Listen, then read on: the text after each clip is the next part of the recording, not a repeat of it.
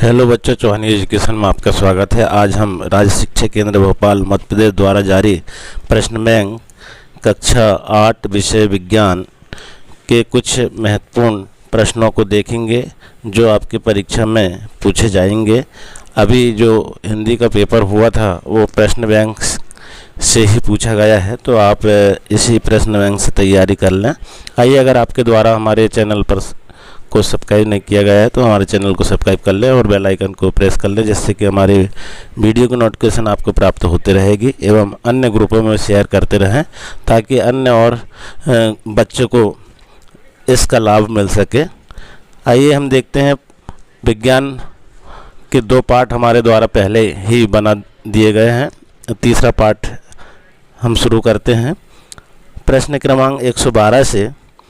तो यहाँ पर आप देखिए, किसी बीमारी से बचने के लिए टीका वैक्सीन मुंह से दिया जाता है। अब कौन सी ऐसी बीमारी जिसमें मुंह में उसका टीका दिया जाता है, इसके विषय में देखना है। तो ऑप्शन दिए हुए हैं: ए चेचक, बी खसरा, सी टाइफाइड और डी पोलियो। तो पोलियो की जो टीका है वो मुंह में दिया जाता है, ऐसा आप लिख देंगे। अगला प्रश्न है 113, निम्न में से कौन सा रासायनिक परिवर्तन है। तो देखिए आप, रासायनिक परिवर्तन में कौन सा है, 4 ऑप्शन इसके भी दिए हुए हैं। ए है दूध से दही बनना, बी है नमक का घुलना, सी है बर्फ का पिघलना और डी पानी का उबलना। तो इसका सही आंसर लिख देंगे बच्चों, ए दूध से दही बनना, ये रासायनिक परिवर्तन है। अगला प्रश्न है 114, कान का संबंध सुनने से है तो त्वचा का संबंध किससे है। ये प्रश्न जो है ये तर्क वाला है कि कान का संबंध सुनने से है तो त्वचा का संबंध किससे है। तो देखिए आप, यहाँ पर ऑप्शन दिया हुआ है: ए सूंघने से, बी चखने से, सी छूने से, डी बोलने से। तो इसका उत्तर लिख देंगे सी छूने से। अगला प्रश्न है 115, पाचन तंत्र में अंगों का सही क्रम कौन सा है। अब हमारा जो पाचन तंत्र है वो किस प्रकार से क्रम है, कैसे कैसे होता है। देखिए आप, ऑप्शन दिया हुआ: ए बड़ी आंत, छोटी आंत और अमाशय, बी बड़ी आंत, अमाशय और छोटी आंत, सी छोटी आंत, अमाशय और बड़ी आंत, डी अमाशय, छोटी आंत और बड़ी आंत। तो सबसे पहले पाचन तंत्र कहाँ, देखिए आप, अमाशय में जाता है, फिर छोटी आंत में, फिर बड़ी आंत में। इस प्रकार से पाचन, हमारा जो भोजन है इस प्रकार से क्रम से चलता है और फिर वो पाचन होता है। अगला प्रश्न है 116, स्वस्थ मानव शरीर का तापक्रम कितने डिग्री सेल्सियस होता है। जो स्वस्थ मानव होता है उसका तापमान जो कितने सेल्सियस होता है, देखिए आप, ए 37 सेंटीग्रेड, बी 40 सेंटीग्रेड, सी 42 सेंटीग्रेड, डी 35 सेंटीग्रेड। तो इसका सही आंसर लिख देंगे बच्चों, ए 37 सेंटीग्रेड। अगला प्रश्न है 117, मशरूम कुकुरमुत्ता क्या है। ए कवक, बी शैवाल, सी वायरस, डी प्रोटोजोआ। तो मशरूम क्या है, कुकुरमुत्ता किसको कहते हैं, कवक को कहते हैं। देखिए आप यहाँ कवक लिख देंगे। अगला प्रश्न है 118, पृथ्वी की किस गति के कारण दिन रात की घटना होती है। तो इसका उत्तर इसके ऑप्शन देखें, फिर उत्तर लिख देंगे। पहला है घूर्णन, बी वृत्तीय, सी रेखीय, डी आवर्ती। तो किसके कारण दिन रात होते हैं, वृत्तीय। यहाँ पर उत्तर लिख देंगे वृत्तीय। अगला प्रश्न है बच्चों, देखिए, अवतल लेंस द्वारा बनने वाला प्रतिबिंब की प्रकृति होती है। क्या प्रकृति होती है हम यहाँ पर देखेंगे। तो इसमें ऑप्शन दिया हुआ है: ए वास्तविक एवं सीधा, बी वास्तविक एवं उल्टा, सी आभासी एवं उल्टा, डी आभासी एवं सीधा। अगला प्रश्न देखेंगे, प्रश्न 120, तो सोने के आभूषण बनाए जाते हैं क्योंकि यह एक अधातु है, बी उपधातु है, सी उत्कृष्ट धातु है, डी मिश्र धातु है। तो इसका सही आंसर हो जाएगा सी उत्कृष्ट धातु है। अगला है प्रश्न 121, अधातु का मुख्य गुण है। अब देखिए ऑप्शन दिया हुआ है: इन्हें तारों के रूप में खींचा जा सकता है, बी इन्हें पीट कर चादर बनाई जा सकती है, सी इनका घनत्व कम होता है, डी इनको टकराने का पर विशेष ध्वनि उत्पन्न होती है। तो यहाँ पर लिख देंगे सी इनका घनत्व कम होता है। अब देखिए अगला प्रश्न है 122, हीरा कठोर क्यों होता है? तो इसके 4 ऑप्शन दिया हुआ है। ए पृथ्वी के अंदर निर्मित होने के कारण, बी चतुर्फली की संरचना के कारण, सी चमकदार होने के कारण और डी मूल्यांकन होने के कारण। तो उत्तर लिख देंगे बी चतुर्फलकीय संरचना के कारण। अगला है 123 प्रश्न, पानी के अणु सूत्र H2O में हाइड्रोजन एवं ऑक्सीजन के कितने परमाणु होंगे? इसके भी 4 ऑप्शन दिए हुए हैं। ए हाइड्रोजन का 1 एवं ऑक्सीजन का 1 परमाणु, बी हाइड्रोजन के 2 एवं ऑक्सीजन के 2 परमाणु, सी हाइड्रोजन के 2 एवं ऑक्सीजन का 1 परमाणु और डी हाइड्रोजन के 3 एवं ऑक्सीजन के 2 परमाणु। तो इसका सही आंसर लिख देंगे सी हाइड्रोजन के 2 एवं ऑक्सीजन का 1 परमाणु। अगला प्रश्न देखिए बच्चों, प्रश्न 124 है, वायुमंडल में प्रवेश करने पर उल्का पिंड जलता हुआ चमकदार किस कारण दिखाई देता है? ए घर्षण, बी आकर्षण, सी प्रतिकर्षण, डी गुरुत्वाकर्षण। तो इसमें लिख देंगे सही आंसर ए घर्षण। अगला प्रश्न देखिए, प्रश्न 125वां है। तो प्रश्न क्या है देखिए, निम्न आरेख को ध्यान से देखकर बताइए कि जीवाणुओं से होने वाले 2 रोग कौन से है। आरेख बना हुआ है, उसको देख करके बताना है। देखिए आप, संक्रमण रोग एवं कारक सूक्ष्म जीव। तो देखिए आप यहाँ पर आरेख बना हुआ है, हैजा जीवाणु, छोटी माता विषाणु, मलेरिया प्रोटोजोआ, रेबीज विषाणु, टाइफाइड जीवाणु। अब इसको हम देखेंगे तो यहाँ पर ऑप्शन दिया हुआ है, ए छोटी माता एवं मलेरिया, बी हैजा एवं रेबीज, सी टाइफाइड एवं छोटी माता और डी हैजा एवं टाइफाइड। तो इसका डी वाला जो सही आंसर है ये आरेख में, तो हैजा एवं टाइफाइड, ये इसका सही आंसर हो जाएगा। प्रश्न 126 देखिए, कौन सा कोशिकांग प्रोटीन संश्लेषण में सहायक है? ए केंद्रक, बी सेंट्रोसोम, सी माइटोकॉन्ड्रिया, डी राइबोसोम। तो इसका सही आंसर आ जाएगा डी राइबोसोम। अगला है 127, भारत के किस प्रदेश में अधिक सोना पाया जाता है? उत्तर में देखेंगे आप 4 ऑप्शन दिए हुए हैं, इसमें सही आंसर में टिक लगाना है या लिख देना है। तो आप देखेंगे ए मध्य प्रदेश, बी छत्तीसगढ़, सी उत्तर प्रदेश, डी कर्नाटक। तो कहाँ पाया जाता है? कर्नाटक में। अगला प्रश्न देखिए 128, कौन सा समीकरण संतुलित है? समीकरण है 4 ऑप्शन है, संतुलित वाला समीकरण आपको लिखना है।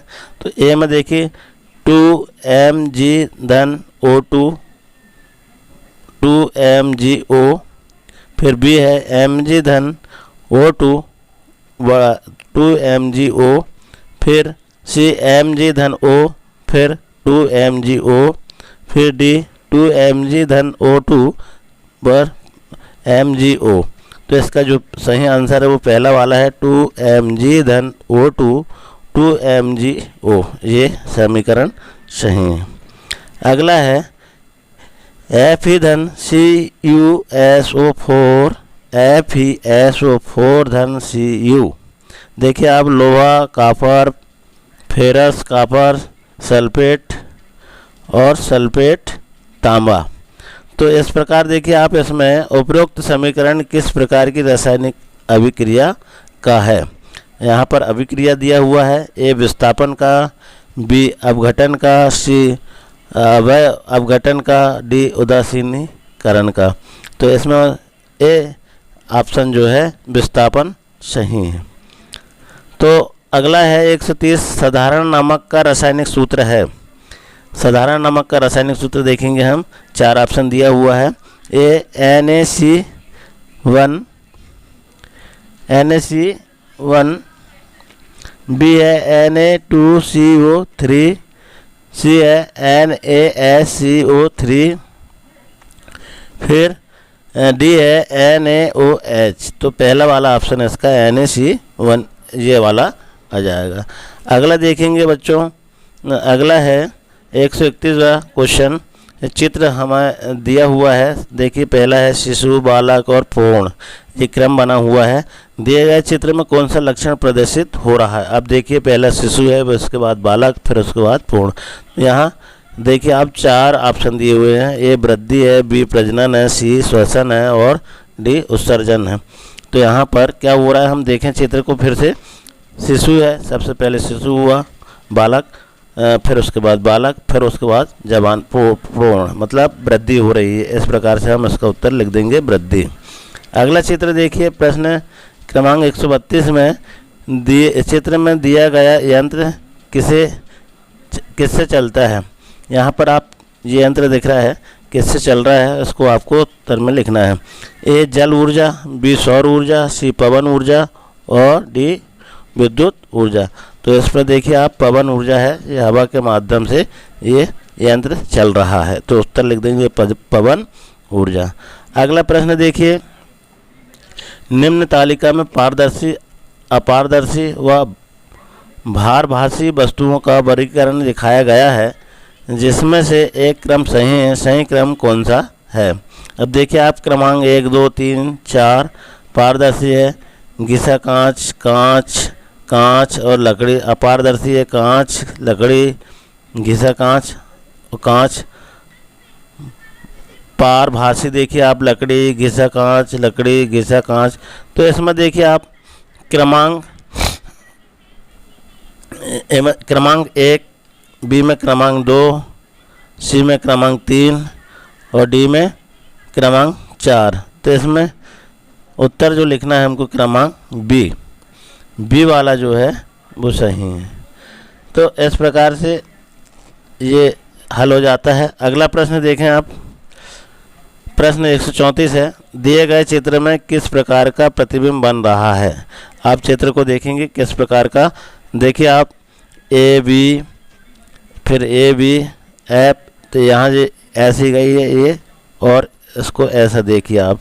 तो इसमें चित्र को देखना है ये किस प्रकार का प्रतिबिंब बन रहा है। यहाँ पर ऑप्शन दिया हुआ है, ए आभासी एवं बड़ा, बी वास्तविक एवं बड़ा, सी आभासी एवं छोटा, डी वास्तविक एवं छोटा। तो यहाँ लिख देंगे हम आभासी एवं छोटा, आभासी एवं छोटा, ये यहाँ पर चित्र बन रहा है। फिर देखिए 135 प्रश्न क्रमांक है, चित्र में प्रकाश की कौन सी घटना को दर्शाया गया है? तो यहाँ पर देखेंगे आप, देखिए ओ, ए और बी और एम, यहाँ पर घटना किस प्रकार से हो रही है, देखिए आप चित्र में प्रकाश किस प्रकार का प्रतिबिंब बना रहा है। तो देखिए आप यहाँ पर 4 ऑप्शन दिए हुए हैं, ए में अपवर्तन, बी में परावर्तन, सी में वर्ण विक्षेपण और डी में विचलन। तो इसका सही आंसर हो जाएगा बी परावर्तन। अब प्रश्न क्रमांक 136 देखिए, चित्र में दिखाया गया उपकरण किस काम आता है? अब यहाँ देखिए आप, ये जो चित्र है किसका है और किस काम में आता है? तो यहाँ पर देखेंगे, चित्र को अच्छे से देख लें। फिर ऑप्शन दिए हुए हैं, ए में खगोलीय पिंडों को देखने में, बी में सुंदर वस्तुओं को देखने में, सी में सूक्ष्म वस्तुओं को देखने में और डी में बड़े आकार की वस्तुओं को देखने में। तो इसका सही आंसर लिख देंगे, क्योंकि ये यंत्र जो है सूक्ष्म जीवी का यंत्र है, तो सूक्ष्म वस्तुओं को देखने का। अब अगले देखिए 137, चित्र में दिखाए किस पाइप की सहायता से आप मोमबत्ती लो को स्पष्ट देख सकते हैं? अब देखिए आप किस पाइप की सहायता से, तो यहाँ पर दिया है ऑप्शन ए ये वाला पाइप, ये वाला पाइप, ये वाला पाइप और ये वाला पाइप, ये चारों ऑप्शन दिया हुआ है। तो मोमबत्ती को हम कौन से टाइप में देख सकते हैं? देखिए आप ए पाइप आने सीधा वाला, ये पाइप जो सीधा वाला है इसको हम इसकी लो को देख सकते हैं इस पाइप से। तो ए पाइप द्वारा, बी पाइप द्वारा, सी पाइप द्वारा और डी पाइप द्वारा। तो हमको उत्तर लिख देना है ए पाइप द्वारा। अगला प्रश्न है प्रश्न क्रमांक 138। दिए गए चित्र में एक धातु की छड़ पर मोम की सहायता से समान दूरी पर लोहे की कीलें चिपकाई गई है। छड़ के ए सिरे को गर्म किया जा रहा है, कौन सी कील सबसे पहले ज़मीन पर गिरेगी? देखिए आप, लोहे की छड़ है और ये कीलें हैं, तो आप देखेंगे इस प्रकार से ये चित्र बना हुआ है। तो इसका ऑप्शन है ए में 1, बी में 2, सी में 3 और डी में 4। तो यहाँ पर आ जाएगा A1, ये वाली कीलें जो है सबसे पहले गिरेगी। अगला देखिए, अगला प्रश्न है 139। दिए गए चित्रों में विभिन्न पदार्थों से बने एक समान 4 कप लिए गए हैं। इनमें गर्म चाय डाली जाती है। 10 मिनट के बाद चाय का ताप मापा गया, जिसे नीचे तालिका में दिया गया। आप देखेंगे एक कप है, एक इसमें चित्र में देखिए 80 सेंटीग्रेड, दूसरा कप में देखिए आप 35 सेंटीग्रेड, तीसरे कप में देखिए 40 सेंटीग्रेड और चौथे कप में देखिए 65 सेंटीग्रेड। तो यहाँ पर ऑप्शन दिया हुआ है ए में 1 कप 1, बी कप 2, सी कप 3, डी कप 4। तो इसका सही आंसर हो जाएगा ए कप 1। अगला है निम्न प्रश्न क्रमांक 140। चित्र में चंद्रमा की विभिन्न स्थितियों को दिखाया गया है। बताइए अमावस्या के 15वें दिन चंद्रमा का आकार कैसा देखेगा? इसका उत्तर देखेंगे आप, चंद्रमा की विभिन्न स्थिति यहाँ पर देखें। यहाँ पर स्थिति 1, स्थिति 2, स्थिति 3 और स्थिति 4। तो इस प्रकार से आप चित्र को देख करके यहाँ पर ऑप्शन दिया हुआ है स्थिति 1, स्थिति 2, स्थिति 3 और स्थिति 4। तो इसका सही आंसर हो जाएगा ये गोल वाला जो है चंद्रमा की स्थिति 1, ये सही आंसर आ जाएगा। अगला प्रश्न है प्रश्न 141। दिए गए चित्र में 4 स्थान दर्शाए गए हैं, कौन से स्थान पर वायुमंडलीय दाब सबसे अधिक है? यहाँ पर 4 स्थान दिया हुआ है, देखिए आप 1, 2, 3 और 4। यहाँ पर हमको क्या करना है, वायुमंडलीय दाब सबसे अधिक कौन से वाले भाग में है वो देखना है। तो ए स्थान 1, बी स्थान 2 और सी स्थान 3 और डी स्थान 4। तो यहाँ पर 2 वाले, यहाँ पर जो दिया है 2 वाला इसका ऑप्शन सही, क्योंकि यहाँ पर वायुमंडलीय दबाव जो ज़्यादा बनेगा। अगला प्रश्न देखिए, प्रश्न 142 है। दिए गए चित्र में पादप कोशिका के विभिन्न भागों को 1, 2, 3, 4 द्वारा प्रदर्शित किया गया है। बताइए कोशिका भित्ति किसके द्वारा प्रदर्शित है? यहाँ देखिए आप, कोशिका भित्ति का यह चित्र बना हुआ है और 1, 2, 3, 4 यहाँ पर ऑप्शन दिया हुआ है, 1 में 1, बी में 2, सी में 3 और डी में 4। तो इसका ए वाला जो ऑप्शन है वो सही आ जाएगा। अगला प्रश्न देखें आप, प्रश्न 143 है और रिक्त स्थानों की पूर्ति 143 से 178 तक है। रिक्त स्थानों की पूर्ति कीजिए। पहला है खाली स्थान कण पर कोई आवेश नहीं होता, तो यहाँ लिख देंगे आप उदासीन कण पर कोई आवेश नहीं होता। अगला है 144 प्रश्न, CaCO3 धन 2HC1 बराबर, यह हम बड़ा है CaC 1/2 धन 1,2H2O धन CO2H। तो ये चिन्ह लगा हुआ है, तो इसमें CaC1 ये आ जाएगा। अगला है 145, स्वर्ण शैवाल को खालिस्तान भी कहते हैं। क्या कहते हैं? स्वर्ण शैवाल को आइटम्स कहते हैं। इस प्रकार से हम खालिस्तान में लिख देंगे। अगला है प्रश्न 146, उत्तेजक पदार्थ का सेवन करना क्या कहलाता है? खालिस्तान कहलाता है, व्यसन कहलाता है, नशा। तो इसका व्यसन हम यहाँ पर लिख देंगे। अगला है 147 प्रश्न, पदार्थ की मूलभूत इकाई खालिस्तान है, तो पदार्थ की मूलभूत इकाई परमाणु है, यहाँ परमाणु लिख देंगे खालिस्तान में। अगला है 148, खालिस्तान नीले लिटमस को लाल कर देता है। क्या कर देता है? खालिस्तान अम्ल, अम्ल नीले लिटमस को लाल कर देता है, यहाँ पर ऐसा लिख देंगे। अगला प्रश्न है 149, मशरूम एक खालिस्तान है, मशरूम क्या है? कवक है, तो यहाँ कवक हम लिख देंगे। प्रश्न 150 देखिए, खालिस्तान पदार्थ मानसिक संतुलन बिगाड़ देता है, तो यहाँ पर हम लिख देंगे मादक पदार्थ मानसिक संतुलन बिगाड़ देता है, यहाँ पर मादक लिख देंगे। अगला प्रश्न देखिए 151, सूर्य के सबसे समीप का ग्रह खालिस्तान है, तो सूर्य के सबसे समीप का ग्रह है बुध, यहाँ पर बुध लिख देंगे। अगला प्रश्न देखिए बच्चों 152 है, हैजा खालिस्तान के द्वारा होने वाला रोग है, तो हैजा किससे होता है? जीवाणुओं से होता है, तो यहाँ हम जीवाणु लिख देंगे। अगला प्रश्न देखिए प्रश्न 143 है, चीनी को अल्कोहल में परिवर्तित करने का प्रक्रम खालिस्तान कहलाता है, तो क्या कहलाता है? किण्वन कहलाता है ये, तो यहाँ पर हम ये इसको लिख देंगे। अगला प्रश्न है 154, धातु अम्लों से अभिक्रिया कर खालिस्तान गैस बनाती है, तो कौन सी गैस बनाती है? हाइड्रोजन गैस, हाइड्रोजन यहाँ पर लिख देंगे, हाइड्रोजन गैस बनाती है। अगला है प्रश्न 155, धनुष को खींचने के लिए धनुर्धर द्वारा लगाया गया बल खालिस्तान बल उदाहरण है, तो यहाँ पर पेशीय बल लिख देंगे हम, पेशीय बल उदाहरण है। अगला प्रश्न फिर है 156, जलना प्रारंभ होने से पहले ईंधन को उसके खालिस्तान ताप तक गर्म करना आवश्यक है, तो यहाँ लिख देंगे ज्वलन।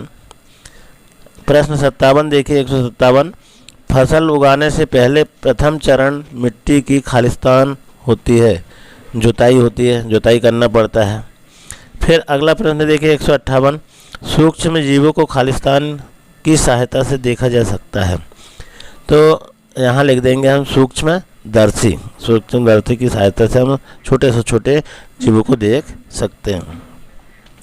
अगला है 159, सामान से लदी ट्राली को चलाने के लिए हमें उसको खालिस्तान पड़ता है, ढकेलना पड़ता है, तो यहाँ ढकेलना लिख देंगे। फिर अगला है 160, खालिस्तान एक विशिष्ट प्लास्टिक है जो पकाने वाले बर्तन पर तेल और जल चिपकाने नहीं देता है, तो टेम्पलान एक विशिष्ट प्लास्टिक है, टेम्पलान, तो यहाँ लिख देंगे हम। अगला प्रश्न है 161, खालिस्तान घरों में काम आने वाला द्रव ईंधन है, तो एलपीजी सबके घर में सिलेंडर में जब जो भरा जाता है तो वो एलपीजी होता है, तो ये सबके घरों में उपयोग में होता है। अगला है 162, नीले हरे शैवाल वायु खालिस्तान का स्थिरीकरण करते हैं जिससे मिट्टी की उर्वरता में वृद्धि होती है, तो यहाँ पर लिख देंगे नाइट्रोजन, खालिस्तान में नाइट्रोजन लिख देंगे। आगे देखेंगे हम आगे वाला प्रश्न जो है हमारे पास में प्रश्न 163 है, अल्कोहल का उत्पादन खालिस्तान नमक सूक्ष्म जीव की सहायता से किया जाता है, तो यहाँ ईस्ट लिख देंगे, यहाँ पर ईस्ट आ जाएगा। अगला प्रश्न 164 है, तेल द्वारा उत्पन्न आग को खालिस्तान जल द्वारा नियंत्रित नहीं किया जा सकता, तो यहाँ पर लिख देंगे जल। अब अगला है 165, ग्रह की परिक्रमा करने वाले खगोलीय पिंड को खालिस्तान कहते हैं, तो क्या कहते हैं? उपग्रह कहते हैं। अगला प्रश्न है प्रश्न 166, किसी चुंबक का उत्तरी ध्रुव दूसरे चुंबक के उत्तरी ध्रुव को खालिस्तान करता है, तो क्या करता है? प्रतिकर्षित करता है, तो यहाँ प्रतिकर्षित लिख देंगे। अगला प्रश्न है 167, फसल उगाने के लिए पर्याप्त सूर्य का प्रकाश एवं मिट्टी में खालिस्तान तथा पोषक पदार्थ आवश्यक है, तो यहाँ पर जल आ जाएगा, खालिस्तान में जल भर देंगे। अगला है 168 प्रश्न, संश्लेषित रेशे कच्चे माल से संश्लेषित किए जाते हैं जो खालिस्तान कहलाता है, तो क्या लिख देंगे? मोनोमियम कृत्रिम रेशे, मोनोमियम कृत्रिम रेशे यहाँ पर लिख देंगे। अगला प्रश्न है 169वां, तो संश्लेषित रेशे की भांति प्लास्टिक भी एक खालिस्तान है, तो यहाँ हम बहुलक लिख देंगे, तो यहाँ पर बहुलक लिख देंगे। प्रश्न 170 है, दहन के लिए खालिस्तान गैस आवश्यक है। O2 जिसको हम ऑक्सीजन बोलते हैं, यहाँ O2 भी लिख सकते हैं या ऑक्सीजन भी लिख सकते हैं। अगला है 171, टाइफाइड रोग खालिस्तान नमक सूक्ष्म जीव से होता है, तो साल्मोनेला टाइफी, ये हम यहाँ पर लिख देंगे। फिर 172वां प्रश्न है, नर तथा मादा युग्म का मिलना खालिस्तान कहलाता है, तो क्या कहलाता है? निषेचन कहलाता है। अगला प्रश्न देखेंगे, प्रश्न 173 है, ग्रह की परिक्रमा करने वाले खगोलीय पिंड को खालिस्तान कहते हैं, क्या कहते हैं? उपग्रह कहते हैं, यहाँ उपग्रह जाएगा। अगला प्रश्न है 174, लकड़ी और कोयला जलने से वायु का खालिस्तान होता है, तो क्या होता है? दहन होता है, तो यहाँ दहन हम लिख देंगे। फिर यहाँ देखिए आप, अगला प्रश्न है 175, चिकन पॉक्स खालिस्तान से होने वाला रोग है, तो यहाँ पर लिख देंगे बेरिसेप्टा जोस्टर, यहाँ पर बेरिसेप्टा जोस्टर यहाँ पर लिख देंगे, बेरिसेटा जोस्टर, अच्छे से यहाँ पर लिख देंगे बेरिसेटा जोस्टर। अगला प्रश्न है 176, सौर परिवार का सबसे बड़ा ग्रह खालिस्तान है, तो कौन सा है? सौर परिवार का सबसे बड़ा ग्रह क्या है? यहाँ पर आप अपने विवेक से लिख लेंगे, या फिर हम बता देते हैं, बृहस्पति यहाँ पर आ जाएगा। तो सौर परिवार का सबसे बड़ा ग्रह बृहस्पति है, ऐसा आप लिख देंगे। प्रश्न 177, ऐसा प्लास्टिक जो गर्म करने पर आसानी से विकृत हो जाता है और सरलता पूर्वक मुड़ जाता है, खालिस्तान कहलाता है, क्या कहलाता है? थर्मोसेटिंग, क्या कहलाता है? यहाँ पर हम थर्मोसेटिंग लिख देंगे।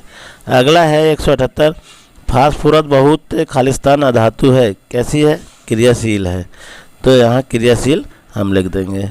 अब अगला प्रश्न है अतिलघुत्री, तो अतिलघुत्री प्रश्न को देखिए आप, प्रश्न 179 है,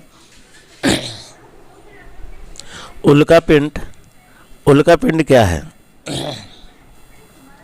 तो इसका उत्तर देखें बच्चों, ग्रहिकाओं के ऐसे टुकड़े जो अपनी कक्षा से भटककर पृथ्वी के वायुमंडल में प्रवेश करते हैं, घर्षण के कारण जल उठते हैं तथा पृथ्वी की सतह से टकरा जाते हैं, उल्कापिंड कहलाते हैं। फिर से समझिए आप, तो ग्रहिकाओं के ऐसे टुकड़े जो अपनी कक्षा से भटक कर पृथ्वी के वायुमंडल में प्रवेश करते हैं और घर्षण के कारण जल उड़ते हैं, आपस में टकराने के कारण वो क्या करते हैं? जल उठते हैं और पृथ्वी की सतह से टकरा जाते हैं, उसे ही उल्कापिंड कहते हैं।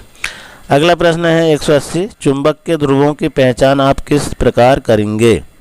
तो यहाँ पे देखिए आप उत्तर में लिख देंगे, चुंबक को एक धागे से बांधकर लटकाएंगे तो उसका उत्तर ध्रुव उत्तर दिशा में स्थिर होता है और यह उत्तरी ध्रुव कहलाता है, तथा सिरे के समीप स्थित ध्रुव जो दक्षिण की ओर इंगित करता है वो दक्षिण ध्रुव कहलाता है। अगला प्रश्न है, किसी परमाणु के नाभिक में पाए जाने वाले कणों के नाम लिखिए। तो देखिए आप यहाँ पर कणों के नाम, परमाणु के नाभिक में प्रोटॉन तथा न्यूट्रॉन कण पाए जाते, प्रोटॉन और न्यूट्रॉन। अगला है प्रश्न 182, नील्स बोर ने इलेक्ट्रॉनिक विन्यास दर्शाने के लिए किस सूत्र का प्रयोग किया? देखिए आप 2n2, जहाँ n बराबर कक्षा की संख्या और n बराबर 1 प्रथम कक्षा, n बराबर 2 द्वितीय कक्षा, इस प्रकार से दर्शाया है। अब प्रश्न क्रमांक 183, तो 183 क्या कारण है कि गंगा नदी का पानी वर्षों तक सड़ता नहीं है? क्या कारण है ऐसा? तो देखिए आप, गंगा नदी में बैक्टीरियाफेज नामक विषाणु पाया जाता है जो जीवाणु को नष्ट कर देता है, इसलिए गंगा का पानी वर्षों तक सड़ता नहीं। गंगा नदी में एक विशेष प्रकार का नमक पाया जाता है, वह उस नमक से क्या होता है, वहाँ जो विषाणु पाए जाते हैं वो नष्ट हो जाते हैं। और विषाणु पाया जाता है जो जीवाणु को नष्ट कर देता है। इससे गंगा नदी का पानी जो है बरसों तक सड़ता नहीं है। अगला देखिए आप प्रश्न 184, पल्स पोलियो अभियान क्या है? आपने देखा है पल्स पोलियो अभियान चला है, तो वो क्या है इसके बारे में अब देखते हैं। पल्स पोलियो प्रतिरक्षण अभियान भारत ने WHO वैश्विक पोलियो उन्मूलन प्रयास के परिणाम स्वरूप 1995 में पल्स पोलियो टीकाकरण कार्यक्रम आरंभ किया। इस कार्यक्रम के तहत 5 वर्ष से कम आयु में सभी बच्चों को पोलियो समाप्त होने तक हर वर्ष दिसंबर और जनवरी माह में ओरल पोलियो टीके की खुराक दी गई। यही पल्स पोलियो अभियान है। अगला प्रश्न देखिए आप, हमें चंद्रमा चमकदार क्यों दिखाई देता है? तो देखिए बच्चों, उत्तर में क्या लिखेंगे, चंद्रमा अपने ऊपर पड़ने वाले सूर्य के प्रकाश को परावर्तित कर देता है, जिससे यह चमकदार दिखाई देता है। हम चंद्रमा का केवल वही भाग देख पाते हैं जो चमकदार दिखाई दे रहा है। तो इस प्रकार हमारा पार्ट विज्ञान का पार्ट 3 संपन्न हुआ। हमारे वीडियो में बने रहने के लिए हमारे वीडियो को लाइक करें, सब्सक्राइब करें और बेल आइकन को प्रेस करें, जिससे कि वीडियो की नोटिफिकेशन आपको प्राप्त होती रहेगी, एवं अन्य ग्रुपों में शेयर करते रहें। धन्यवाद।